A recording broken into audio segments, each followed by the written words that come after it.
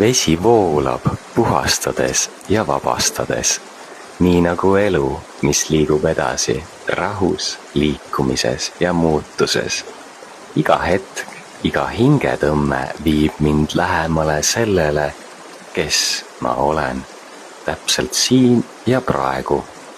Vesi õpetab mulle, et kõik, mis tuleb, tuleb rahuga, kui me laseme end vabaks.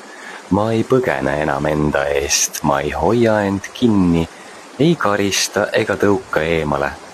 Olen oma parim sõber, hooliv, armastav ja toetav. Täna valin ma rahu, täna valin ma elu, mis voolab ja kannab mind.